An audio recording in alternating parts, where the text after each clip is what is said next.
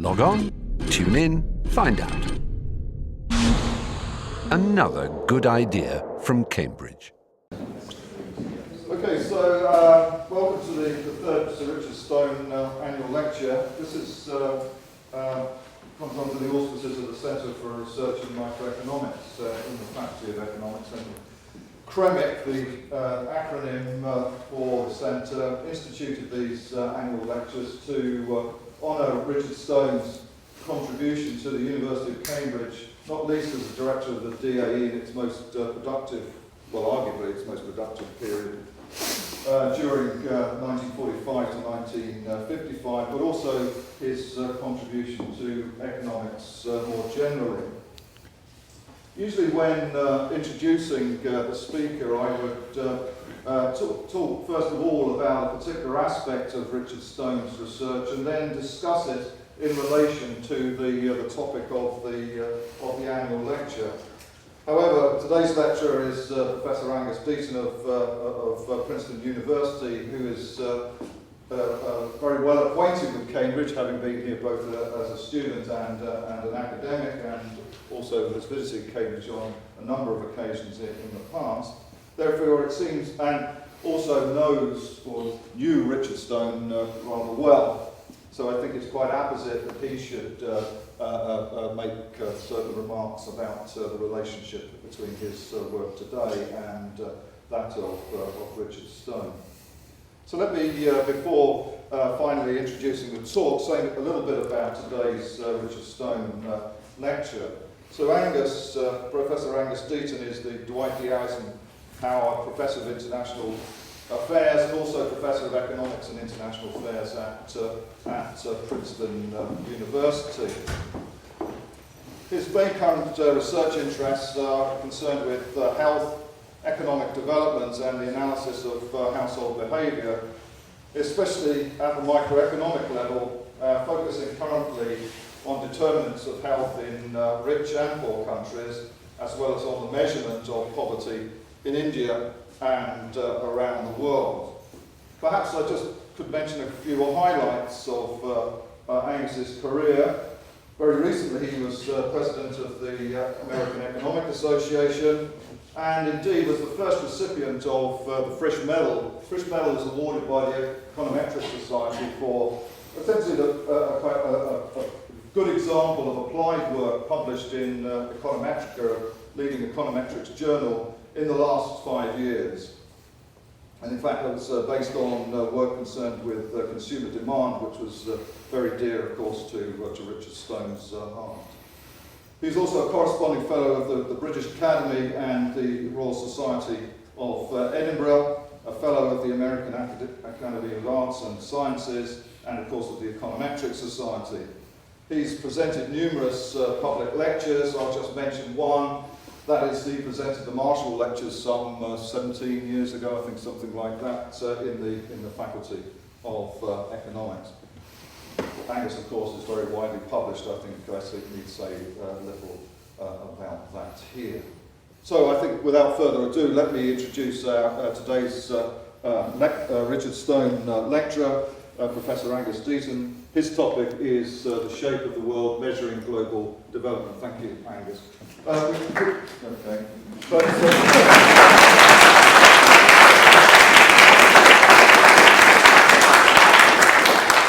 if we could reserve questions and discussion to the end, I think that would work best for this lecture. Thank you. Yeah, if I'm saying something outrageous, raise your hand and I'll stop and say it again. Thanks for that terrific introduction. So it's my pleasure to say something about Richard Stone. We all use this famous photograph, which we call the tulip photograph, which was taken, I think, for his presidency of the Econometric Society around 1955. I want to say something about his work as a lead-in to this lecture, but I just wanted to say a little bit about him, too. I mean, I first came here professionally, really, as a junior research officer in the Department of Applied Economics in 1969. And Dick Stone immediately befriended me. I've never quite understood why. Maybe just because he was a very nice man, though he didn't befriend everyone. And I asked him this question even then, and he would say to me, well, we're clearly on the same side of the movement. I never quite knew what that meant or what movement it was, but I was tremendously flattered, of course, to be told that I was on the same side of the movement. And so in order to find out sort of what the movement was, I studied Dick Stone very carefully.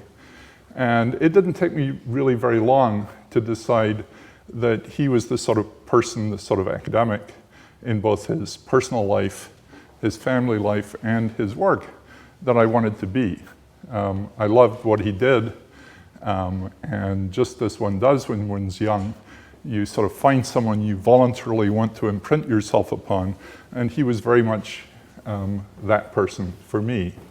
And I've been constantly surprised in the, 40-odd years since then, I find myself almost unconsciously stepping into doing something where I'd forgotten that he'd worked there before or something. So I guess the imprinting really worked at a fairly deep level. Let me say a little bit about what he did as a, I think of the two things he did as both measurement and modeling. And you can't really separate them out in his work in that they went hand in hand all of the time.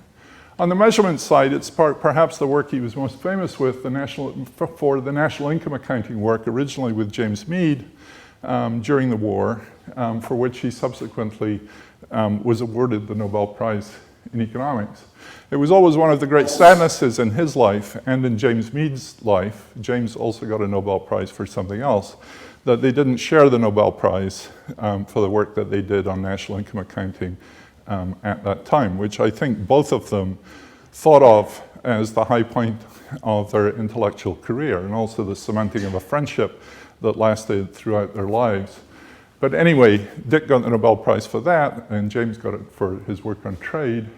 Dick also worked with the United Nations and with other international groups, the OEEC, I guess as it was then, on the system of national accounts and on international comparisons. Later in life, this was extended into much more elaborate schemes called social accounting matrices, of which the national accounts were sort of a small subset, and these tracked labor flows and demography and lots of things. They were very expansive systems of accounts, which covered just about everything, including health. His modeling work is perhaps most famous as the linear expenditure system, which was sort of a major breakthrough really in modeling and consumer behavior. He wrote a great book around the same time, early 1950s, on demand analysis, which is a terrific book in that half of the book is actually tables of numbers that they put together, just the pure measurements half of it. The other half of the book has essentially the first statement of modern econometrics, which sort of appeared in the start, was the basis for the textbooks. And then the middle of the book is this econometric analysis of the data. So it's sort of measurement theory results all in the same place. Just a tremendous book. It also is a great book in the sense that you could stop your door with it. I mean, it's a very large, heavy, not quite a folio, but a large book. He did a lot of work on input-output analysis around that time, which is sort of half accounting, half modeling. And the social accounting matrices were always to be filled in with models that connected up the cells. Now, much of my own work has been about the modeling side of this. And I remember when I knew Dick, I was a little bit impatient with the measurement work. It seemed to me sort of boring. I didn't quite understand the fascination. And yet, late in life, now, I've discovered that that's one of the areas in which I found myself back in, and it was just sort of waiting for the right time to come back. And I've met a lot of people whose mentors were the people who worked with Dick Stone back in the 50s. I mean, the people in the international organizations, the national statisticians around the world who would, the names I would recognize for names that Dick used to talk about. And that is an amazing crowd of people who are not academics at all, but are deeply thoughtful, intelligent, mathematical, quantitative measurers who've been sort of calibrating the world for years. And they get very little recognition in the academic community, but they're terrific people, and working with them has been a great pleasure. I want to start with a quote. This is a very, very obscure quote, and it's in the minutes of a meeting of the Econometric Society held in some obscure place in around 1949. Tony Atkinson found this quote. I would never have found it by myself, and I have no idea how Tony found it. But he said, why do we need to compare the United States with, say, India or China? Everybody knows that one country is very rich, another country is very poor. What does it matter whether the factor is 30 or 50 or what? Right? If you look at the Penn World Tables, the latest edition, it says that in 1952, which is the first year they had data, the ratio was 36. That's actually not a bad guess. In 1946, no one had it. So Dick said it was 30 or 50 or what. He's just throwing numbers around, but he's throwing pretty good numbers around. In that, you know, when 50 years later we measure it, it turns out to be 36 times. That's the ratio of per capita incomes of the United States and China. But the topic of this lecture is really, can we do that? Does that 36 actually mean anything? Or is it just a number pulled out of the air? And do we really care? So one's a question of political economy is, you know, does it matter? And I actually think it doesn't matter very much, but that's not a popular view, and it's going to take me a while to get there in this lecture. But the main argument is that without an international order, little of policy consequences hinges on these numbers. So these international comparisons, or the numbers that come out of these things, are not like the retail price index or like the unemployment numbers for Britain or for the United States, where everybody cares about them. Actually, no one really cares very much about these numbers. And the reason is that they don't feed into international policy because there is no world government in some sense. That's the argument. I'll come back to it. So I'm going to argue that Stone might have been right, or at least closer to being right than you might have thought if you just pulled these data off the web and used them on a regular basis. So let me talk a little bit about purchasing power parity exchange rates, which are going to be at the center of this talk. Why do we need them? Well, if you want to know who's poor and who's rich in the world, how many poor there are in the world, the difference we've just been talking about, the global distribution of income, which many people care about. For all of these questions, we use national incomes, but we can't use them in local currency. Obviously, if you have the Chinese in yuan and the US in dollars, we can't convert them at market exchange rates because these market exchange rates don't work to give us an accurate picture of the cost of living. And even those of you in the audience who are not economists will know if you fly off to India or some poor country, you change your pounds for local currency. That local currency goes a lot further in the country than it would do, the dollar equivalent and the pound equivalent goes here. The point is prices are cheaper in poorer countries relative to their exchange rates. So you can't use the exchange rate because it greatly understates the living standards of people in poor countries. And so we have to use PPPs. There are lots of other shapes of the world, health shapes and so on, but I'm not going to talk about those today. So where do the PPPs come from? And it's sort of like, you know, you ask one of my grandchildren, where does maple syrup come from? And he says, from the grocery store. Well, you know, in this case, the grocery store is the Penn World Table and the World Bank's World Development Indicators, where you can just pull those down from the web. But ultimately, the source of all of these data, I've discovered actually the source that's used more often than anything else for these PPP numbers is the CIA fact book. It's the first useful thing I've ever found out about the CIA. When it's not torturing people, it's actually collecting international data on countries around the world. So the ICP, the International Comparison Project, which started in Penn at the University of Pennsylvania in the 60s, collects prices on comparable goods in many, many countries. And it uses those to construct price indices. I've called them multilateral price indices. I'll come back to that a little bit. For each country relative to a base, which is usually the US, they do these for the various components of gross domestic product, and they use those to deflate the nominal currency amounts to give a real in the sense of comparable unit across countries.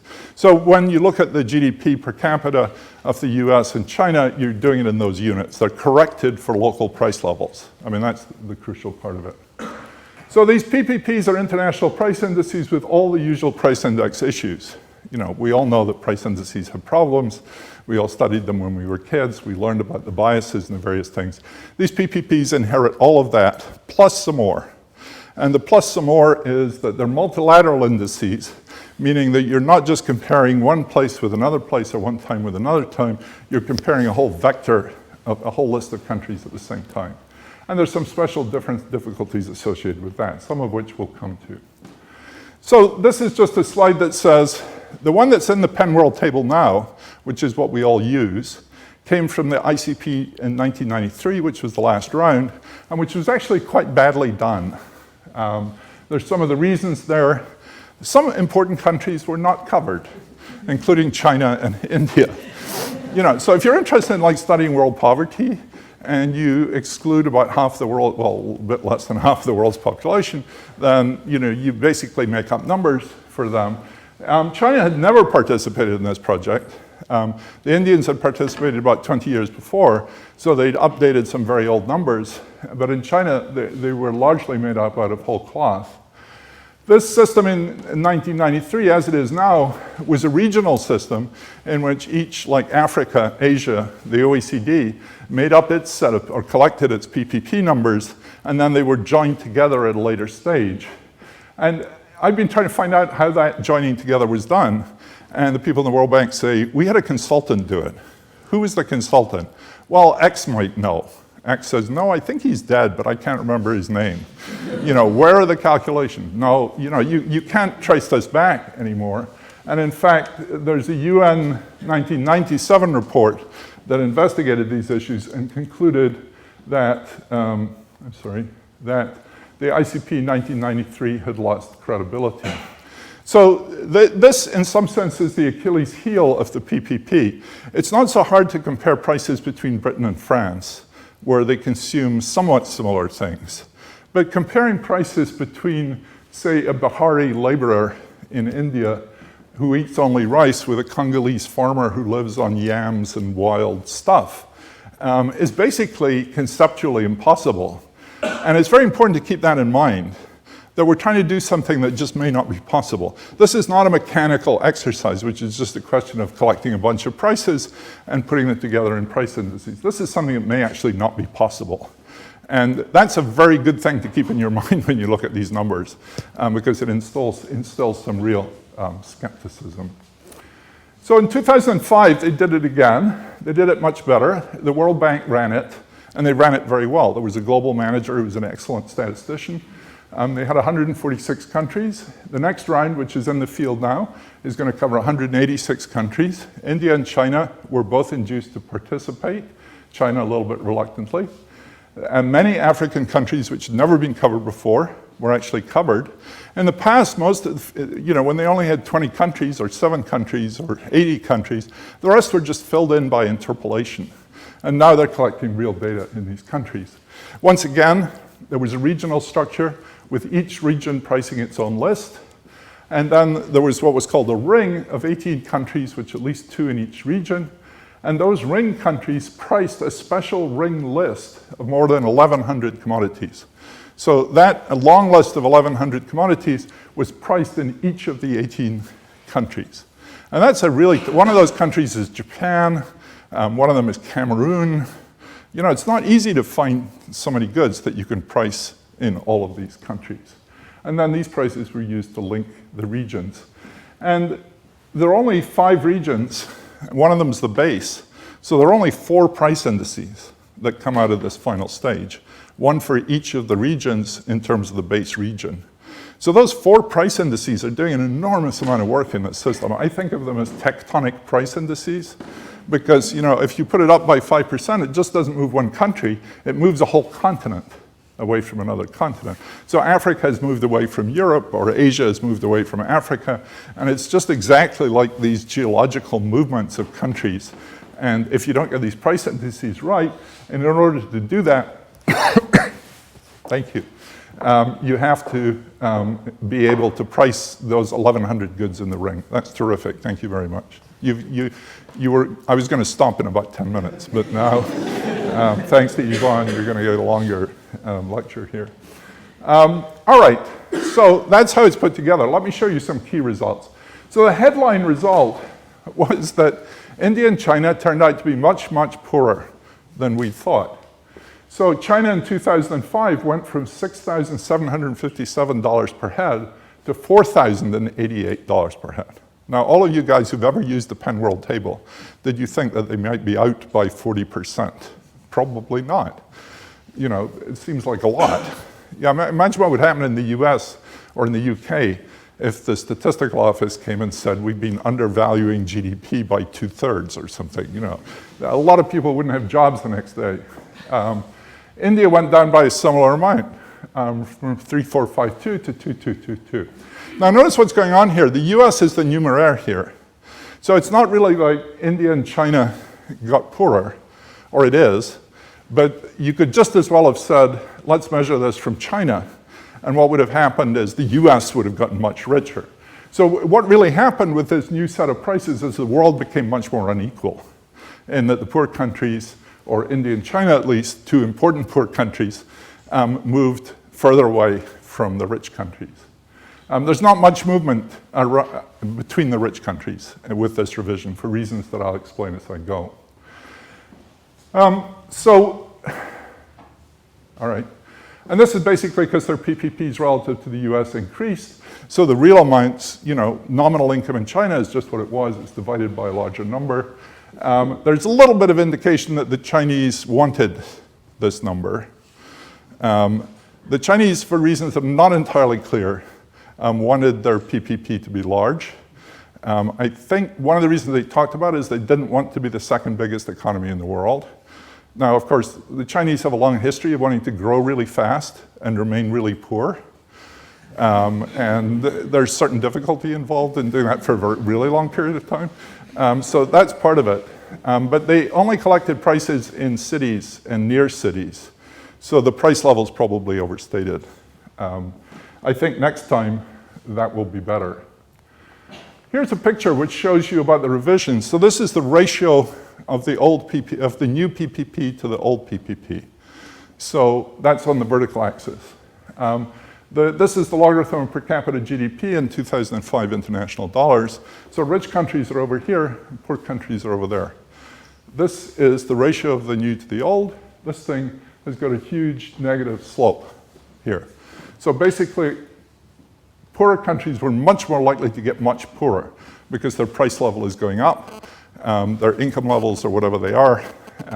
And so all those countries up there, and India and China, which get all the publicity, are actually quite moderate relative to these places up here, which got huge upward revisions. Most of those countries had never been surveyed before, and the numbers were just being made up. So you could think of those are actually better numbers. If you look here are basically the rich countries of the OECD. They do this exercise every year anyway, so there was very little updating to be done here, and that's why there's very little change there. It's one of the reasons. It could also be that they just had better data. So what happened was the world became much more unequal, not just with India and China, but over the whole world. This is another way of looking at it. These are Gini coefficients for the world. What you've got here is this is the Gini coefficient, which is standard measure of inequality up the vertical axis. These are years. And the way this is done is lots of ways you can measure the Gini coefficient around the world, but I'm doing it the simplest possible way, which is I'm ignoring within-country inequality. So I'm assuming everybody in China has the per capita income of China, everybody in India has the per capita income of India, and then calculating world inequality across people with the within-country bit squished. So it's a component of the general inequality, and it's by far the biggest component. So that cross-country inequality is where the inequality is. But this is the bit that gets revised. Obviously, the within-country inequality doesn't get revised. And you can see here that inequality was falling from 0.54 down to 0.5. That's quite a reasonably large shift as Ginis go. But the whole history of the world got jumped up when you got this new ICP. So this is what you saw before, that the poor countries get poorer relative to the rich countries. So in 2005, you just got this big upward jump of about 0.6 points on the Gini coefficient, which is a lot. And Branko Milanovic and others have done the full thing for all the people of the world without suppressing the within-country inequality. And the result's about the same. There's an upward shift of about 0.6 in the Gini coefficient. If you look at what happened before, the previous round was 1985. And you can't do this for the World Bank data, but you can do it for the Penn World Tables and go back to Penn World Table 5.6. And you see exactly the same thing happened the last time. That doesn't mean it always happens. It's happened twice. It's never not happened as far as we know, but it doesn't mean it always happens. It's just 2 times. And if you were flipping a coin, you got heads twice. That might be all it is. We don't know. You're beginning to sense that I don't know why this happened, and that's approximately correct. But I'm going to talk a little bit more about why it might have happened. What about dollar-a-day poverty? Well, you can take 2 views of this. One is the poor world is now poorer relative to the rich world. So the rich world is richer relative to the poor, same thing. Many more people than before live beneath the new international dollar a day than live beneath the old international dollar a day because they're poorer in dollar terms. So, you know, you saw China went way down. If you look at the number of people living below $1, it's going to go way up. And in fact, if you look at this, that approximately doubles the number of people in poverty. So it went up from about 0.9 billion to 1.8 billion in the world if you did it that way. That's not how the World Bank does it. The World Bank actually calculates the global poverty line as an average of poor country poverty lines. They all went down too because they're converted at the new higher rates. And so the global line actually went down at the same time, or it should have done. But the World Bank had forgotten, they changed the definition of the line and they put the line up at the same time, and there's been just an enormous amount of confusion over this, because the World Bank thought they were holding the line fixed. They weren't, in fact, holding the line fixed. They blamed the ICP for doing it. It was nothing to do with the ICP. So this whole poverty monitoring thing by the World Bank has been completely messed up, and I think has completely lost credibility. But it's not the ICP's fault.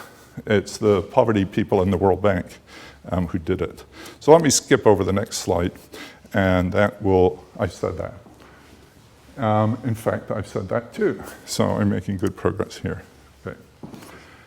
So what did the World Bank do? They went up from about a little under 1 billion people to about 1.3 billion people, essentially because they'd moved up the poverty line.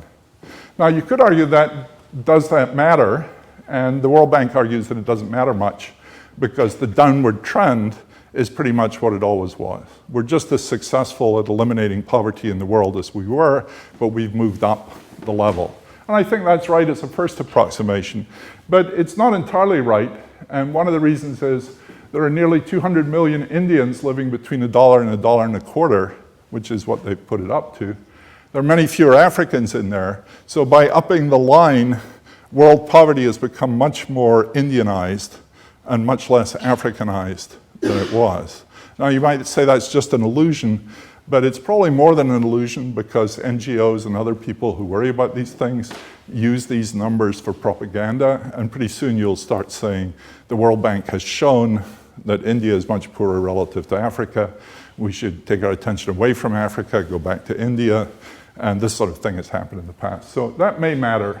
I'm not sure it matters. One of the things it also does, if you care about the Millennium Development Goals, which the United Nations pretends to, and various people do, India will no longer meet the Millennium Development Goal target because the rate has been brought up. The rate of reduction is about the same, but the target was a proportional target, and so it doesn't meet it anymore. All right. So let's talk a little bit about why the changes and whether they're credible. So here is what they did. They collected price data on about 1,000 goods and services in each of 146 countries. They do this for 110 basic headings of consumptions. Those are identical in all countries and regions, and the basic headings are matched to expenditure data from the national account. Within each basic heading, which a basic heading might be rice, the varieties of rice underneath that are different in each country. So one of the things is, here's a fish category, and in Asia, the fish category includes things like mud crabs and squid, whereas in Africa, the fish category includes Nile perch, kapenta, and bonga. So they're not actually comparing, you can't possibly compare the same goods across places. So you have local regional lists, which are used to calculate regional PPPs. So there's two-stage construction of prices up to these basic heads without weights, because you've got no national income accounting weights for your price indices within the fish category. And that means that you've no idea whether something that's in there is spent on very heavily in that country, or whether it's just, you know, a very small item in there. And then from the basic headings to the overall PPPs with weights, which is something much more like a regular price index that we're used to. So that's the way they're put together. Those tell you what the formulas are. And then there's a further two-stage procedure, which takes from the regions up to the world. And say you've got Africa. So the African Development Bank, who does this, puts together a set of PPPs for all African countries in terms of an African country numeraire as one. And then the same is true for Asia, the same is true for the OECD. And then they glue them all together using the ring prices that I talked about earlier. So this tells you how it's done. There are 5 regions: OECD, Eurostat, the Confederation of Independent States, Asia Pacific, Africa, South America, and Western Asia. And here are the 18 ring countries from which we collect those 1,100 prices. And each of the countries in that list prices goods and services from the ring list. And that's where it really gets tough, because we have to price identical goods in Cameroon and Japan, in Senegal and the UK, and that's a really hard thing to do. This again brings us back to the continent-wide price indices. You might say, why do they only have 4 price indices? Why not join the whole world together? Well, because there's a political constraint that these regions will not cooperate with the ICP if you disturb their internal PPPs. So for instance, Eurostat constructs PPP price indices for all the European countries.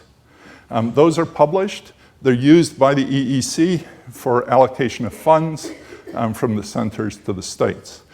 The World Bank is not allowed to use those data and publish a contradictory set of numbers. So they can only scale those up or down, and the other regions want the same thing. So there's this legally mandated constraint for Eurostat, and which the other regions want to do too. So then you get these 4 tectonic price indices, which give us price indices for the regions. Okay, that's how it's done. So some concerns. One is this tectonic problem. If you get any errors in the 5 super PPPs from the ring, you move whole continents. And that's potentially important for inequality, because the world inequality we're looking at here has got a lot to do with the US versus Asia, or the US versus Africa, or Europe versus Africa. All of that comes from the ring. A little more is, and this I worried about a great deal. Let's think of the following problem.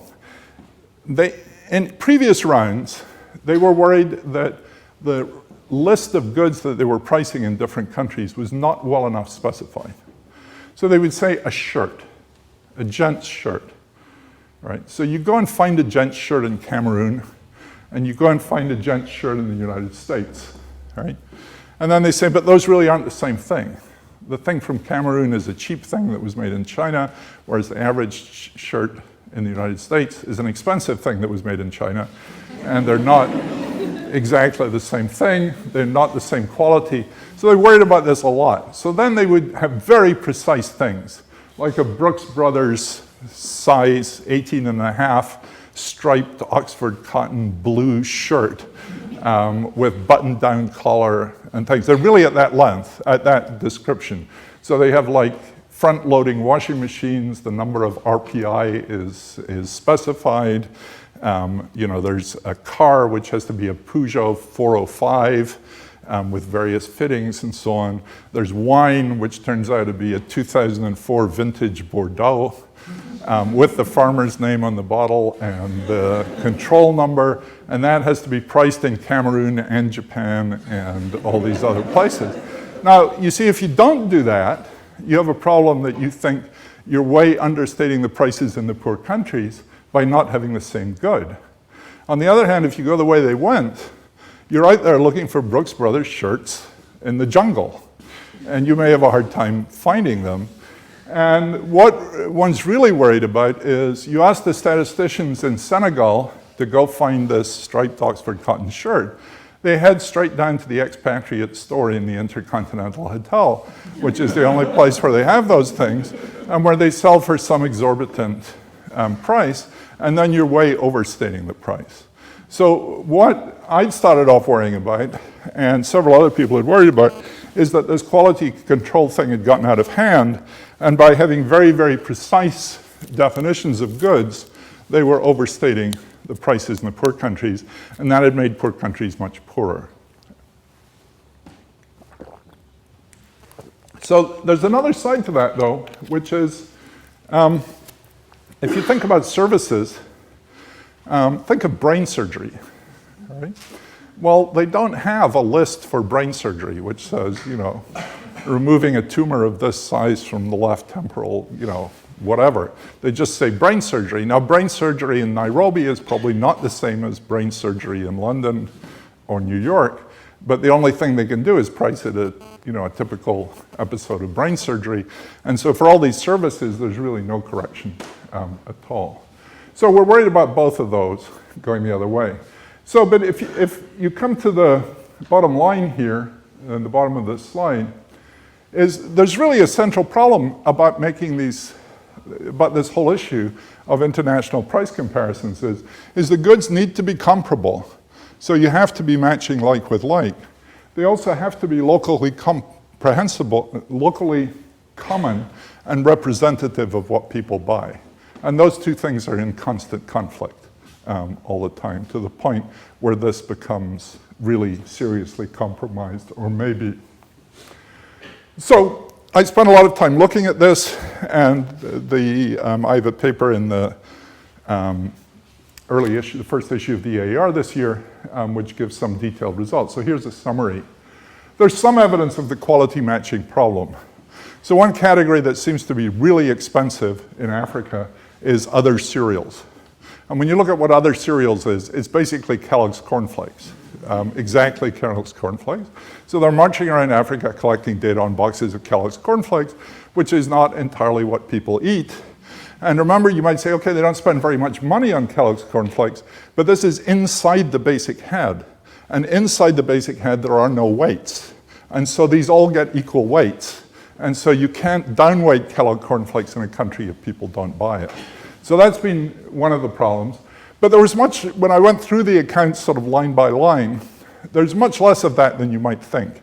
And other cereals pops up over and over again, but I didn't find other categories where that was a big issue. I've already told you that even if it is a big issue for one or two categories, you're probably doing it the other way for the services, for the brain surgery, which is not being corrected at all. But when it turns out is other categories that are really expensive in Africa is air travel. Cars, telephone calls in Kenya as an example. I don't know how many of you have been to Kenya, but you sit in your hotel room and it says if you're calling internationally, write down what you want to say before you dial.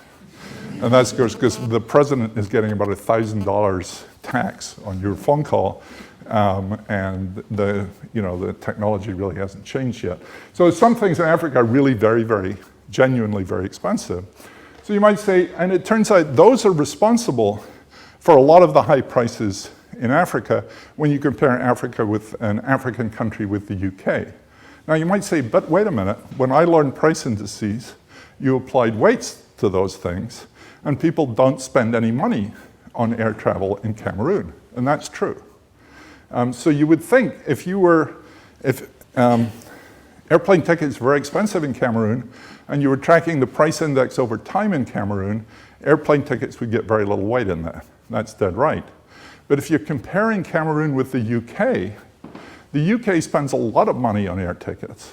And there's a big budget share, like 5% of the budget goes on air tickets, air travel. So if you're comparing Cameroon and the UK, you have to use one weight or the other.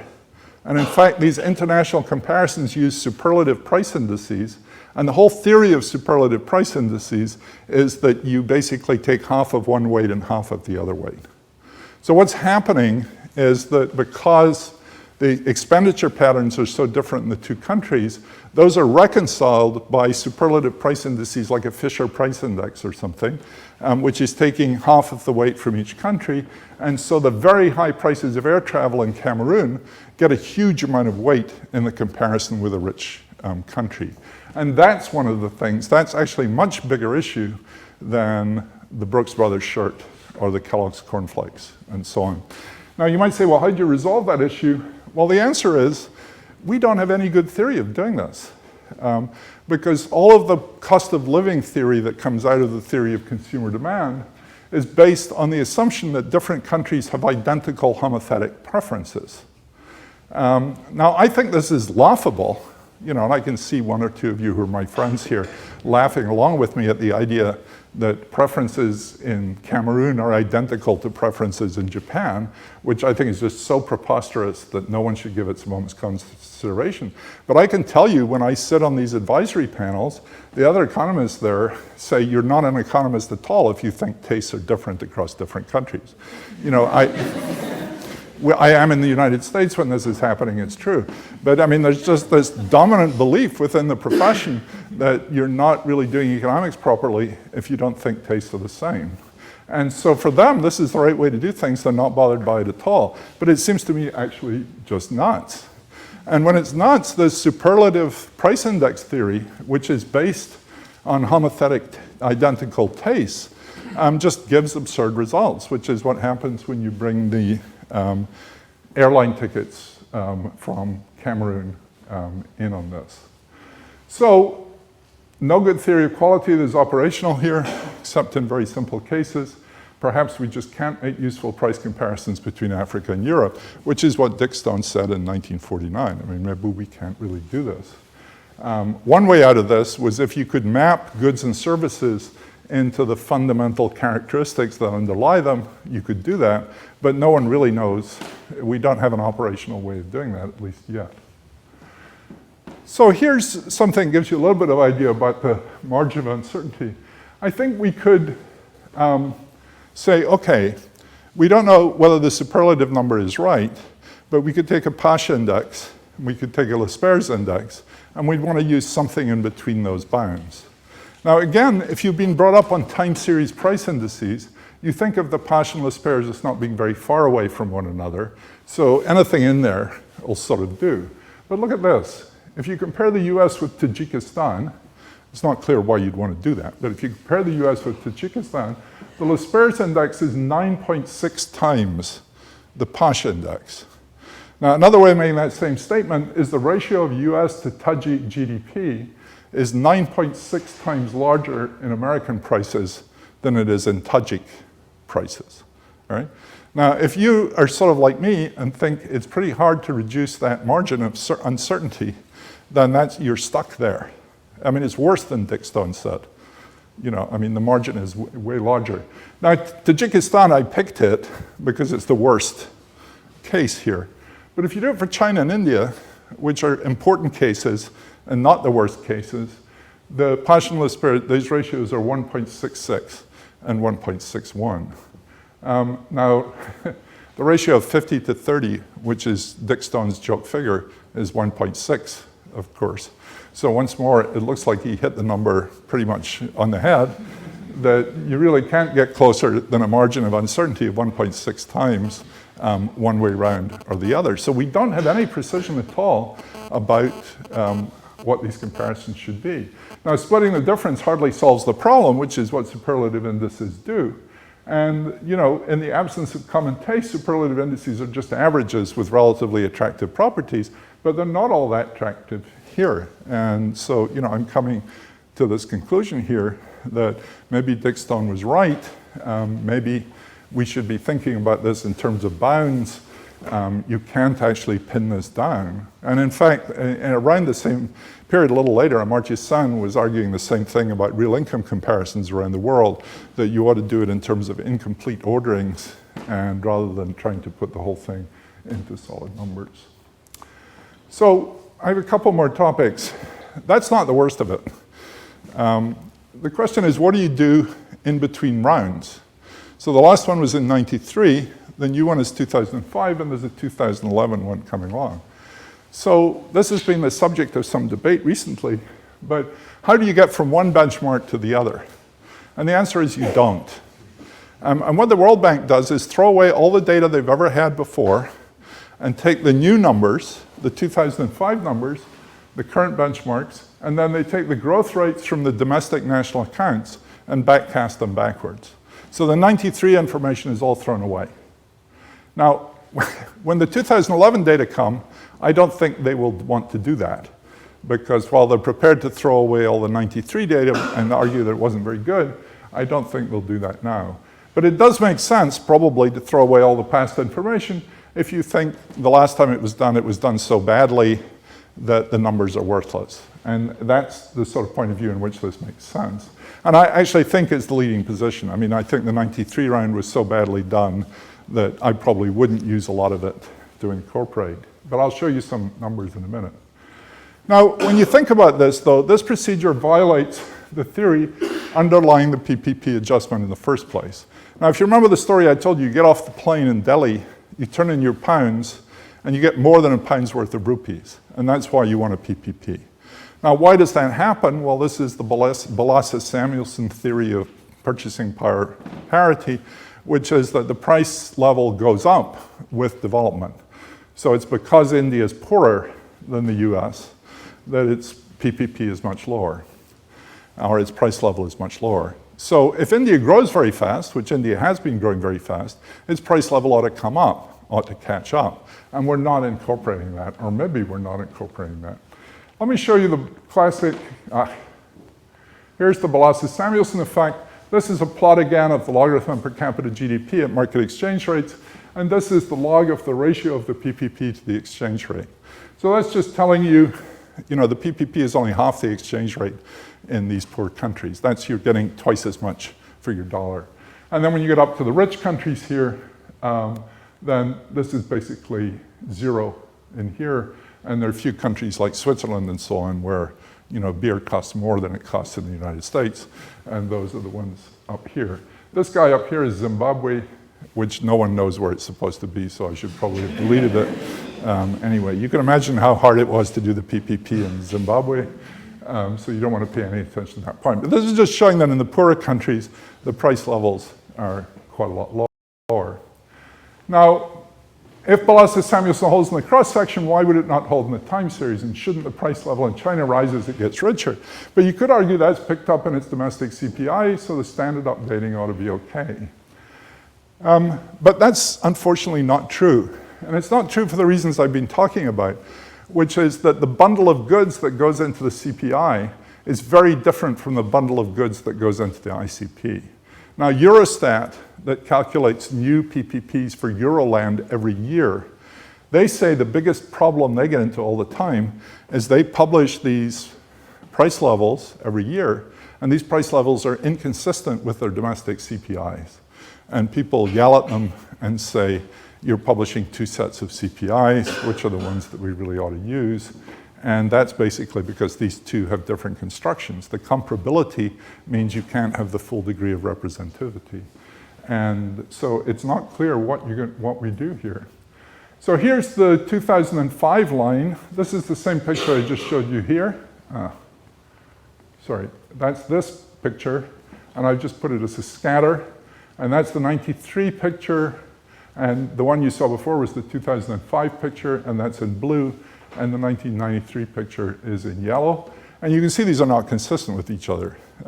The slopes of those lines are very significantly different from one another. And if you look at the revision from 93 and plot it against the annual percentage rate of growth of real per capita GDP at purchasing power parity, the scatter there, the correlation is what you see, it's zero. And so there's no pattern for faster growth countries to have had faster changes, revisions in the PPP. So we don't really see it there. And I think this is consistent with each revision is just so much better than the last one, it's hardly worth trying to build the old data back in. But nevertheless, that conceptual problem remains, and we don't know how to handle it. So it's perhaps okay to use the domestic prices. The Madison figures, which go back to 1066, or something use domestic interpolations from one correction, so he makes no correction for this. The World Bank doesn't. The Penn World Table makes some interpolation, but many of us have spent many, many hours with Alan Heston trying to find out exactly what he does, and I don't entirely know what he does, but he claims to make some correction there. But one of the things you could do is, let's say that you then only believed the benchmark years, and you said the years in between are not right. We shouldn't use them because they're not benchmarked. We didn't collect prices in those years. So only the PPPs in benchmark years are right. Then here's my old Gini curve. Then you can only connect up between benchmark years. And you can see what happens if you only connect up between benchmark years. It changes the direction of the progress of world inequality. So world inequality, which has been diminishing, is now actually increasing if you make this correction, this updating of the PPPs over time. The essence of this is we explain to our students, that even though many countries in the world are getting more unequal, and even though countries are getting further apart from one another, the world distribution of income is still getting more equal. And that's because India and China are becoming middle-class countries, and more than 2 billion people are being pulled up into the middle classes, which makes the world a more equal place. But what this is saying is if you only take the benchmarks, India and China are not growing really nearly as fast as you think they are, and they're not producing those middle-class citizens nearly as fast as you think they are, and the world is not becoming a more equal place, it's becoming a more unequal place. So, these corrections are not trivial in their effect. If you calculated dollar a day poverty, you would have exactly the same effect. There'd be many, many more people. So the question is, why do we need these anyway? Why do we care about international inequality? And it's very hard for the World Bank to get countries to cooperate with this program, and that's because there's no domestic payoff to them at all. The Indians basically don't use the PPP numbers for anything in India. The World Bank doesn't use it for concessional aid. The World Bank decides concessional aid based on market exchange rates, doesn't use PPPs. In recent years, both the IMF and the World Bank have introduced voting formulas which depend a little bit on PPP numbers. Do the global poverty accounts and inequality measures have international relevance? There's no world government. There's no international government that's actually allocating resources based on poverty around the world. If you're a cosmopolitan philosopher, they argue that the World Bank or other international financial institutions should somehow assume that role. I think that practically makes no sense. But others, like Rawls and Nagel, have argued very forcefully, and to my view, much more convincingly, that you shouldn't even think in those terms, that we don't actually have any responsibility for the world distribution of income. So why do we need to know? It's not clear to me. All right, I'm going to conclude this lecture fairly quickly by talking about a very different approach that I've been working on. And I'm going to start with one that doesn't take us very far away from the standard approach, and then one that takes us quite a bit further away. So any procedure that calculates the number of poor people in the world needs a global poverty line, needs PPPs, but it's genuinely a very difficult thing to do, even if you had those numbers, because you've got to collect household survey data. The bank uses many hundreds of household surveys from around the world, none of which were designed for this purpose. They have very different questionnaires, different reference periods, different timing and degrees of statistical competence. The African household surveys, by and large, are not great. They're very variable in quality. They're not comparable over time. And so one of the things some of us have dreamt about is using a single coherent survey in which you collect the same data everywhere in the world at the same time. And it turns out that the Gallup organization has started doing this very thing. The CEO of Gallup, a guy called Jim Clifton, is a sort of mad visionary who decided that he was going to, that Gallup polls, which were surveying the whole of the United States every day, should be extended to the whole world, preferably surveying all the inhabitants of the world every day, which he's not quite gotten around to doing yet. But he is running this thing called the World Poll, in which an identical questionnaire is asked in all the countries of the world every year. And he's so far covered 155 countries. Most countries are covered in every year. A few of the difficult ones are only covered once or twice, but there's multiple years of data for most of the countries of the world now. They have a single question in here, which is how much was your household income last month? Now, when they asked me about doing that, I said, don't do it. You can't ask income that way. It's an incredibly dim question. They said, well, how do you think you should ask income? And I said, well, the way we do it is we ask 400 questions, and then we feed the answers into a computer program, and we come out with something called income. And they said, well, they told me not to talk to you. And they went back to asking the single question about household income. So for a long time, I sort of boycotted these data, and I said, it's against my principles even to look at them. But then I thought, okay, why not try? Let's have a look at them. So what are the advantages of using data like this? Everybody in the world is being asked the same question, essentially. So that's really nice. They're not asked in different ways in different places with different reference periods and all the rest of it. They're very timely. For instance, I just received, just before I came, almost all of the data for 2010, right? So the World Bank is working, its latest surveys are like 2003, 2004. So, I'm way ahead of the curve here. We have these data very quickly. And the coverage is terrific because Gallup seems to be able to go places like Burma and so on, where, the World Bank doesn't seem to be able to collect a whole lot of data. So the disadvantages is a single income question is not the way you want to do this. It might be okay for wage earners who have a pay slip, which they could look at. It's not good for self-employed people in agriculture, which is most poor people in the world. And there are many missing values in the survey, as you would expect. There are actually more missing values in rich countries than in poor countries, because in rich countries, they do it by telephone. As soon as you ask them what their income is, they hang up the phone. Whereas in poor countries, they're much nicer people, and they haven't been asked about their income a lot, so they think about it and try to give you an answer. The poor country interviews, incidentally, are done face-to-face. And they're done by multi-stage stratified surveys. I've seen the maps for Nigeria and Ghana and so on, and they're doing a good job. The guy that runs it used to work for the Census Bureau. It's a serious organization. So here's what happens. What I've plotted here is the World Bank's 2005 estimates, which were in the latest poverty count, which are up this axis, and here's the world poor average. And to reduce noise a bit, there are about 1,000 points in each country in the world poll. And just to get a first beat on this, I averaged all the data I had for the countries. So I didn't try to distinguish between 2006, 7, 8, 9, or the few countries I had in 2010. So the diameter of these circles is proportional to population. So there's India, there's China. This is the percentage of the population that's below $1.25.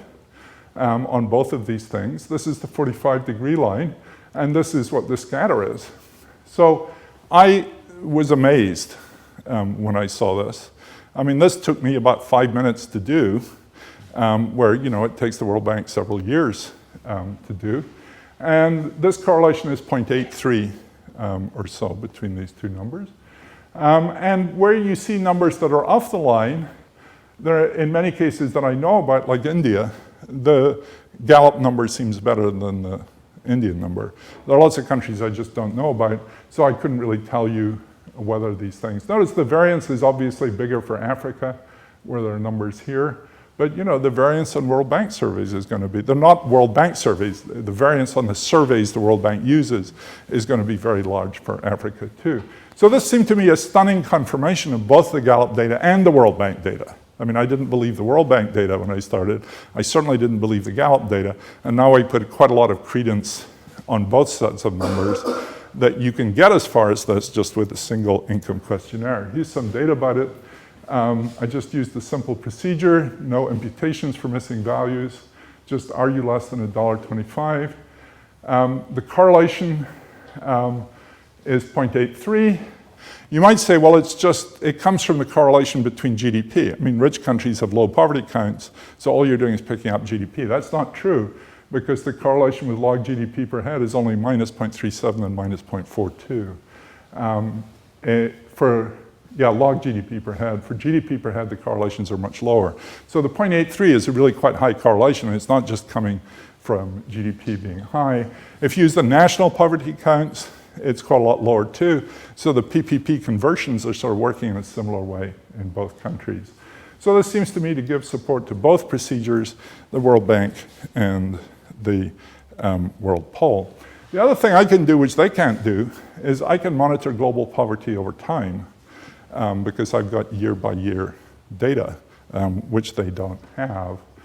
Now, the World Bank fills it in using GDP production, so it's not actually using surveys to give you the latest poverty numbers. It's just predicting what they think will happen to these things.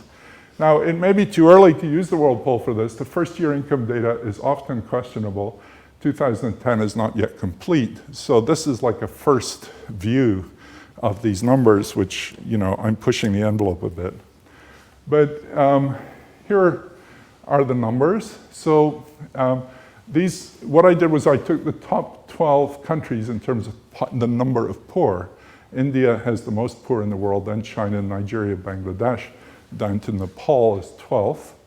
And then I can just look at the number of poor people. This is not a very informative slide in itself, but you can see these are the numbers that come out of the Gallup data. We didn't have income data in India, China, and Nigeria in the first year. By 2007, we got most of them covered. 2008, a few more. 2009, all but Ethiopia. And in 2010, this does not include the data I just got the other day. But these are millions of people in poverty according to Gallup. And it gives you some idea of which years are missing and which are not. And then what I did was I filled in the numbers using a simple factor model for the regions. And this is the total world poverty count of 2006 of 876 million. Goes up to 1,200, and then it's been falling pretty steadily since then, if you believe these numbers. I'm not sure I believe this number, so you should probably cross that off. And this is a sort of modest rate of decline of total number of poor people in the world from the Gallup data. Now, of course, there's nothing to confirm that by with or as a counter test, but it's clearly possible to do it. So the last thing I want to look at is hunger. Hunger is in principle an easier thing to deal with because hunger is a personal condition, not a household condition. It doesn't depend on purchasing power parity exchange rates, which after listening to the first half of this lecture, you don't believe in anymore. So it's nice to have something that doesn't depend on something you don't believe in. There's no poverty lines, no household incomes. And you know, when you ask ordinary people who are concerned about international development what they think about poverty, hunger is often something that comes to mind. And in fact, hunger is a part of the first of the Millennium Development Goals. Unfortunately, there are many different definitions of hunger. The obvious one is not having enough to eat. And you know, I'm hungry because I didn't get enough to eat today. I got plenty to eat today, but you know, that's one definition of hunger, that you didn't get enough to eat. And that's technically referred to as undernutrition because you've not got enough nutrition. But you could also actually look at people's physical or medical condition. In particular, you can look at kids and see if they're stunted or if they're too skinny. You can look at adult height. And those measures are referred to as malnutrition. Now, you might think malnutrition is the long-term consequence of undernutrition, but that turns out not to be true. And that's because malnutrition can be caused by lots of things that have nothing to do with the amount of food you eat. And particular disease has a large effect on malnutrition, even though it wouldn't directly work through nutrition. So it's a very complicated thing, and the world pattern of malnutrition is very different from the world pattern of undernutrition. We know that, even though the data are far from perfect. So I'm going to talk about the first one. I've tried to persuade my friends at Gallup to weigh and measure everybody in the world every year. And they're thinking about it because they're being very nice to me these days. But they said, how would they do that? And they said, can we just ask people? And I said, no, you have to go out there with, you know, something people stand on, like in a doctor's office, and weigh them. And then they thought that was not a great idea. In the United States, they measure everybody's height when they give you a driver's license. So the last time I got a driver's license, I went along to see how they do this. And she just looked at me and wrote down a number. So they could do that. Might not be too bad. Anyway, the FAO has food security numbers, and they publish them every year. And the FAO has gotten into a certain amount of trouble for this because they've already published the 2010 hunger numbers. And 2010, has got some ways to run. And whatever they're doing is they're not actually measuring anything. They're forecasting stuff. So what they do is they estimate total food and calorie availability in each country using food balance sheets. That's what they call them. They divide those by the number of people to get the average number of calories in that country. And then they have some survey data on the distribution of calories across people to estimate the dispersion over people. Some get more, some get less. And then this gives a distribution, and you can look at the bottom tail of this, which is what fraction of people are getting less than 2,100 calories a day. So it's a complex calculation with a lot of forecasts in it. This is a very poor correlation with malnutrition, but that's not necessarily a bad thing because they're different. The latest years, which they get huge headlines with, are based on forecasts by USDA. And every time they bring out this number, they say there's 1 billion more people who are hungry than last year, therefore you have to give us more money. And people have got a little bit tired of hearing this, especially as they're not actually measuring anything at all. The distribution data are very weak, even when they have data. The balance sheets are not very accurate. You know a lot about the total amount of food in a country, but you don't really know how much of it gets fed to animals, how much of it's actually eaten by people. Stocks are very hard to measure. I've done a lot of work on this in India, and the FAO Indian data are going in the wrong direction compared with what we know is going on in India. So I don't think they're doing a terrific job of this, though I've come to believe they're not doing what many people accuse them of, which is, crying wolf, essentially, and making up numbers in order to get the thing. So what the World Poll does is it says to people, have there been times in the last 12 months when you did not have enough money to buy food that you and your family need? Which seems like a fairly straightforward way of getting at this question. You don't have to do anything other than that. So here are these numbers here. I've highlighted that Chinese number because I don't believe it. That should say 2006, I just noticed that. But these other numbers have a certain amount of variability from year to year, but they look in the right sort of ballpark. About 25% of people in Indonesia. You get numbers in Britain and the US who say this, but they're small, 5, 6, 7%. And so once again, in these poor countries, you can track this number over time. And I've calculated this to look at what's happened over the last few years. And in 2006, there were about 1.5 billion people in the world who were hungry in this sense. 2007 went down, 2008. And actually what the FAO said is not far off from being true. Sorry, I accused them of saying 1 billion people. They said 100 million more people. And the Gallup estimate is 78 million more people who didn't have money to buy food in 2009 than 2008 as a result of the financial crisis and the spike in world food prices that came about before that. So this provides, again, some vindication for the FAO numbers. So again, I've said this, Gallup is very much in the lead here, I think. And you could argue that we should measure calories, but the data are not very good. Calories are a bad measure, even if well measured, and not having enough money to buy food is an important thing in its own right, even if people are not actually being physically damaged by it. So let me sum up just a few conclusions and bring us back to Dick Stone. So we don't know how to make cost of living or income comparisons between very different countries. So this is not, I'm not throwing the baby away with the bathwater. I don't think it's so hard to compare the US with Canada or Britain with France and Germany. I think it's almost impossible to compare the US with Tajikistan, and it's actually much more difficult than we thought it'd be to compare it with India and China, which are the ones that we probably care about. The increases in global inequality from one ICP to the next are little understood in spite of my devoting a large amount of my time. Well, they're not understood by me. and it's possibly related to the Balassa-Samuelson effect. We need some radical rethinking of theory, and our automatic reliance on superlative indices, which seemed like the best thing we have, and probably are the best thing we have, are not enough to address this problem. So that's sort of sitting there. Within groups of similar countries, things are much better. And it may be that the Penn World Table should not publish a world table. They should publish a bunch of regional tables. And maybe macroeconomists who are running cross-country regressions should not do them for the whole world, but for regions of the world, and not extrapolate very long distances. So Stone was right, both on the uncertainty about the numbers and on that it doesn't matter. And this is this political argument which has come back again and again, and people may have very different views about, which is without a world government, and you know, the fact that these are very carefully and accurately done in the OECD is different, and that's because the EEC is handing out money. There is some form of supranational government, and that's why they care about these numbers.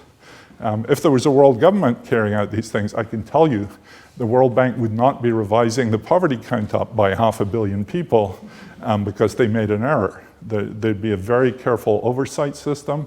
If you look at the way domestic statistical systems work, there are very careful rules about oversight, about civil servants not taking individual responsibility for series, about politicians getting the data not too much in advance.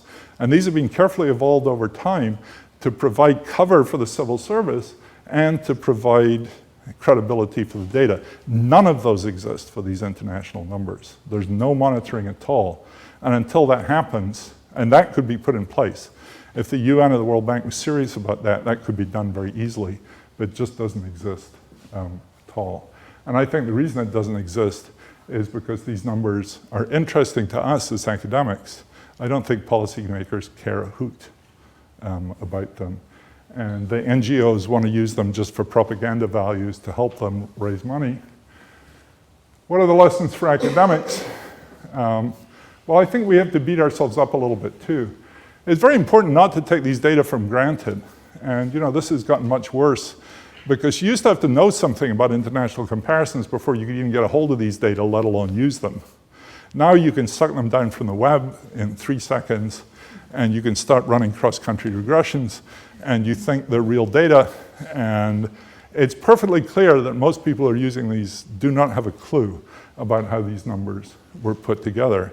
And Alan Heston is such a mild-mannered, nice man that when people make terrible, terrible mistakes, which shows they don't understand the principles of national income accounting, he just explains it very gently to them instead of saying, you know, I'm not going to play with you anymore. There's been some recent work by Simon Johnson showing that many studies in the literature published in top journals using the Penn World Tables are not robust because if you go from one revision to the next, you get very different answers. And that's because people have violated the rule that Alan Heston always says on the tables, which is you should not use these data at annual frequencies. You should use them between benchmarks, but not at annual frequencies. And people who've done that have not got good, robust answer. One of the things I like to say, and I'll say it here too, is, you know, we're not teaching measurement the way that we used to teach measurement. It used to be that the first course you got in economics at undergraduate or graduate level was about price indices and national income accounting, things like that. You may be doing a better job here than in any American university I know, but no one learns that or would easily be able to find it in an American graduate school. So we're training people who use these data without training them how to use the data or the problems. Even beyond that, without understanding Balassa-Samuelson better than we are, we're on very weak ground in making long-term growth comparisons. And because, you know, the Balassa-Samuelson effect, if it works across space, must work across time eventually. And that's not built into the numbers that we're actually using. Thank you very much.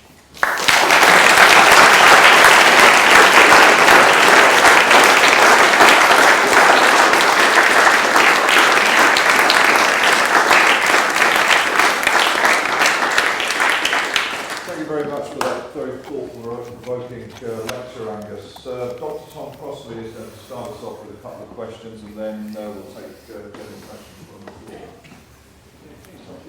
Thank you, Angus, for a terrific talk.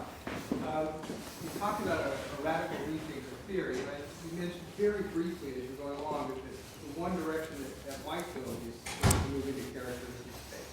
Yep. And I wondered if you could say something about, are the current constraints their data, or the current constraints to theory, and what sort of direction that would Okay. go? I think it takes younger and braver people than I am to have a go at this, and I don't think maybe it's impossible. I and a couple of young co-authors did some work on food, where the problem's not quite so hard, because we sort of know what food does. I mean, it provides calories and protein and flavor and things. And we were trying to make PPP comparisons between, I think, Pakistan and Ethiopia, or no, it was Indonesia and Ethiopia. So you can barely buy rice in Ethiopia, though it's there. You can't buy teff, which is the basic foodstuff in Ethiopia, in Indonesia. So when we tried to compute a food PPP, we could only cover about 10% of the food budget. So what we did was we put each food into one of like 10 groups, like dairy products, cereals, tubers, things that had roughly the same purpose. So you could put like lentils in India with tempeh, which is a soy-based product in Indonesia, for example, and say they serve more or less the same purpose. And then you could price them at, not price per kilo, though that would actually have done fine, but at price per calorie, price per protein within the groups. And then we got very sensible results doing that. Now, it's not entirely obvious how you do that for travel, but you could maybe do something based on miles done. The ICP does a lot of this all the time because they have to make comparisons between the price of civil servants between different countries. And they try to get some estimates of what the productivity of a civil servant in China is compared with the productivity of a civil servant in Singapore. And they make up some numbers and they put them in. So maybe we could do that. It certainly would add to the modeling component of the system, which makes statisticians very nervous. They don't like to think they're modeling. They like to think they're measuring stuff. But I think that's something that, and I've encouraged, there's a bunch of young people, people like Steve Davis, Eric Hurst, and so on in the US, who've gotten very interested in these sort of issues and are trying to do better measurement. I mean, some of you guys at IFS and here have done some of that too, about actually, peering into the survey data and trying hard to find out what's actually going on. So I'm a bit more hopeful than I was, but there's some understanding that some real serious work needs to be done here. Right, so questions, comments?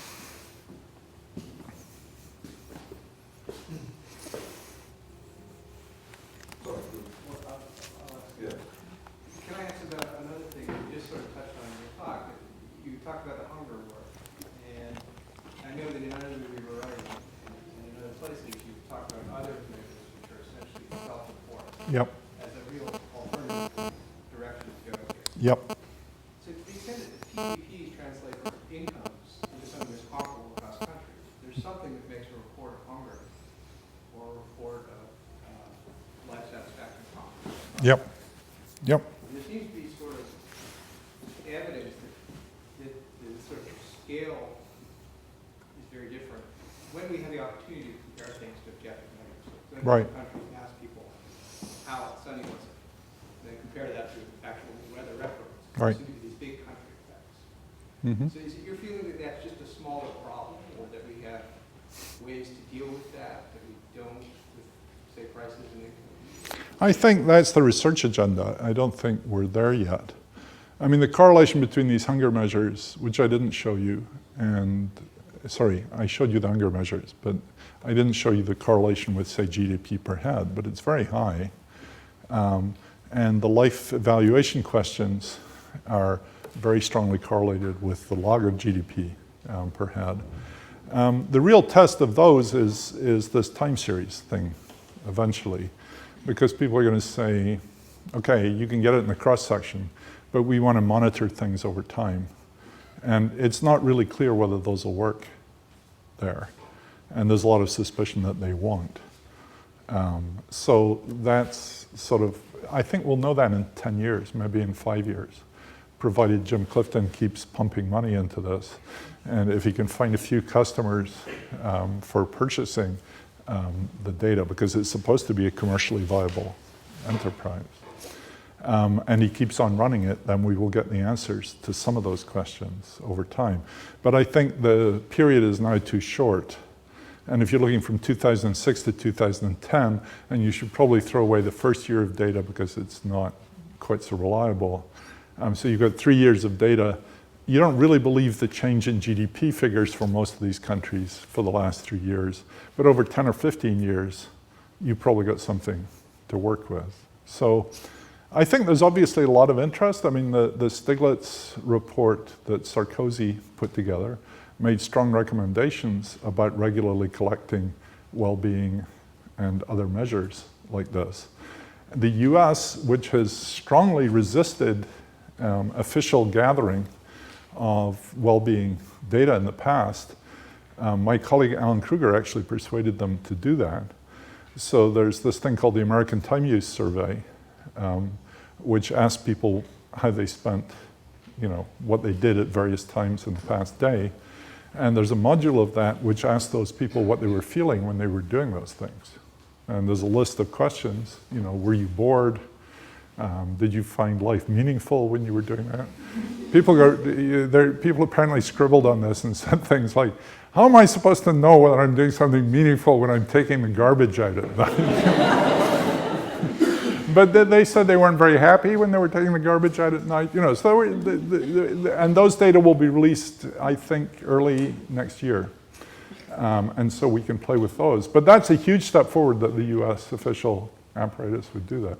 So this is something worth pressing here. The French are certainly doing it. The Italians are doing it. So I think this is a way, and it may all fall about.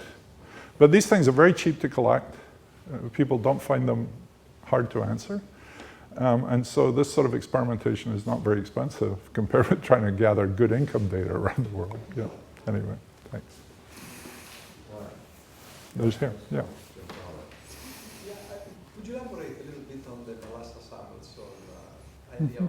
Because on time series, we're looking at countries. It is true that the differential productivity between tradable and non-tradable will increase the price of tradable. Yep. The non-tradable product produced in the country. Right. But not necessarily, for example, in terms of international price. Even some organizations who publish this command income, in terms of trade. At the same time, so there is no strong reason to expect that increasing productivity should increase the price level of the country, for example, as a whole. Well, it doesn't. This element, this outside element.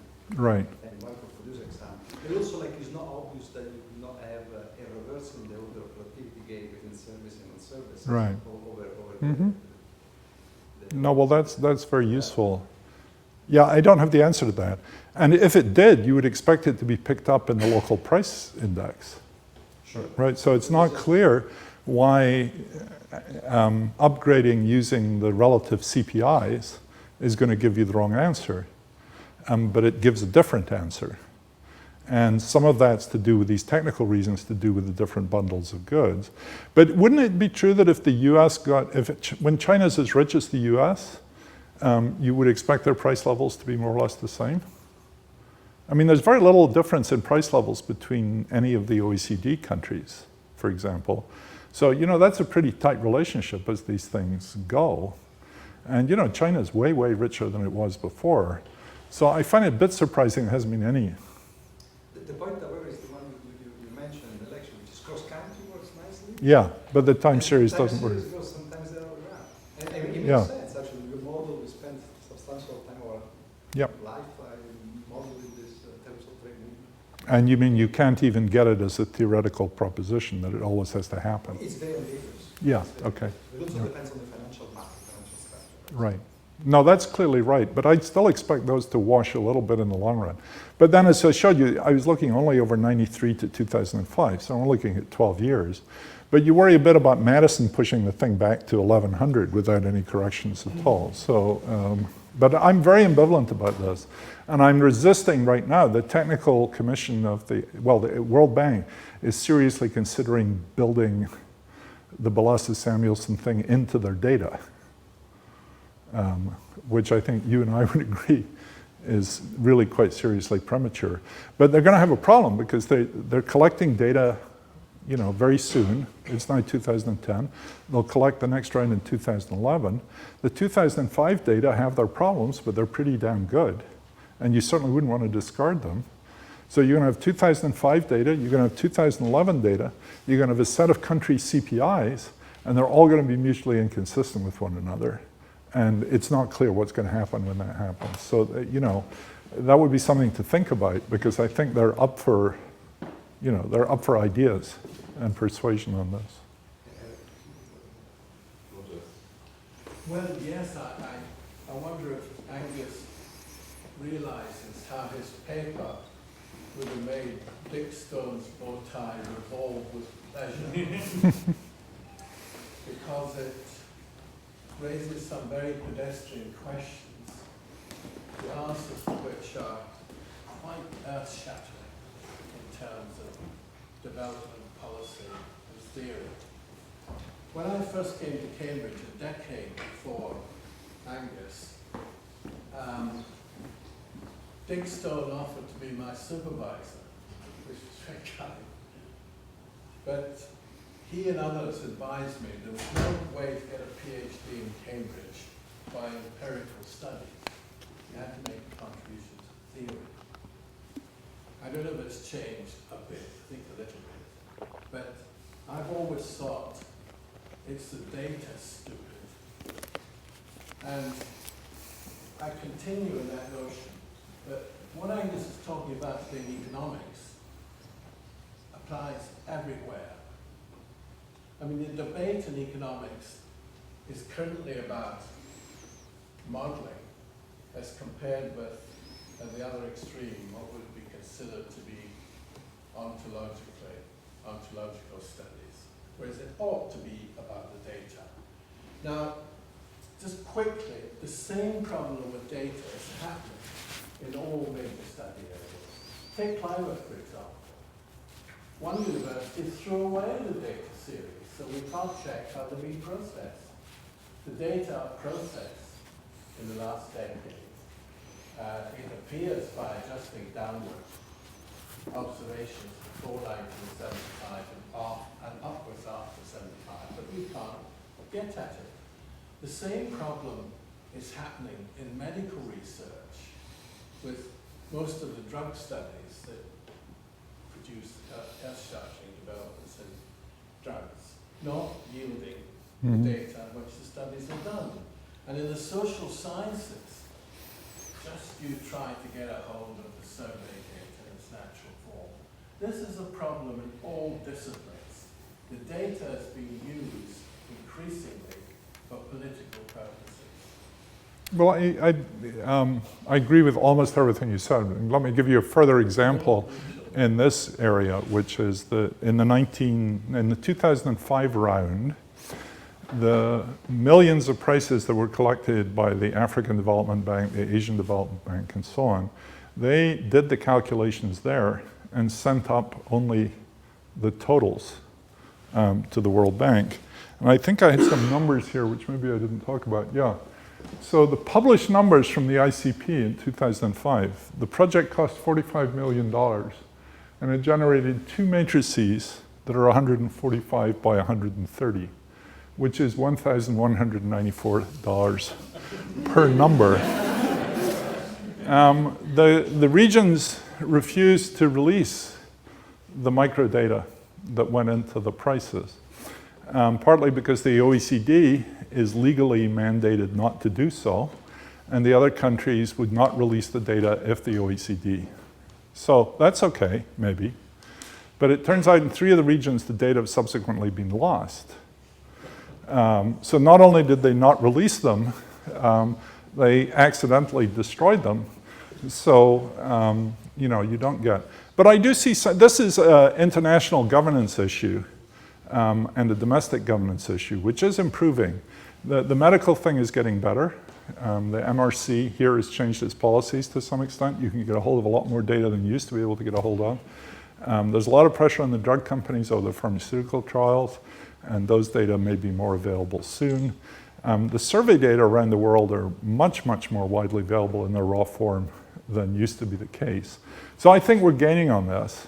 And the hardest issues are ones, you know, the ones where it was just people protecting their version of the Dead Sea Scrolls, which went on for what, 60 years until someone put them all on the internet. There's been that equivalent in a lot of different fields, so the data are much better available. But the ones where there's a lot of money involved and other people's careers involved have been harder to crack, and that's still a problem. Carolyn. I want to ask a question from a position of total ignorance. Since it's so difficult to compare incomes and so forth, Japanese eat jellyfish and somebody else eats crab, how do you estimate that? Is it not possible to estimate poverty at least on a packet of statistics which are being collected anyway along the lines of child mortality and literacy and so on, and come up with comparative figures which are in a sense absolute, because the number of children who, obviously they're not absolute because countries are going to pick their statistic probably on sensitive issues. But well, from a position of ignorance, that's a terrific question. And even from a not position of ignorance, a terrific question. But I mean, that was, you know, the attraction here of looking at the hunger numbers was that, you know, it's you know, you can ask people, did you have trouble buying food last week? And that's the same question everywhere.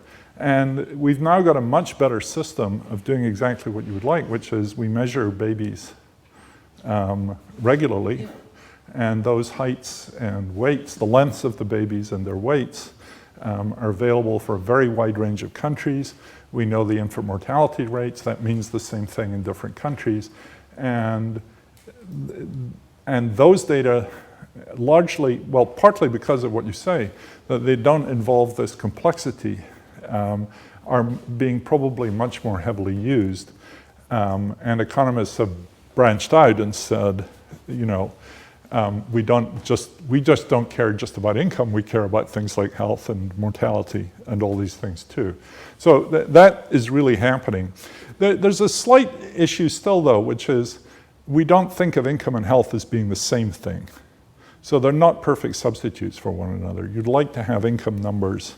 So you'd like to have income poverty, you'd like to have health poverty, you'd like to have happiness poverty if you want to define it that way. But those are separate dimensions and we'd really like all of those. So there's still always going to be an interest in calculating these PPP numbers along the way. But I think, you know, the skepticism that your father expressed ought to be much more widely appreciated as people use these numbers, and I think that would cause the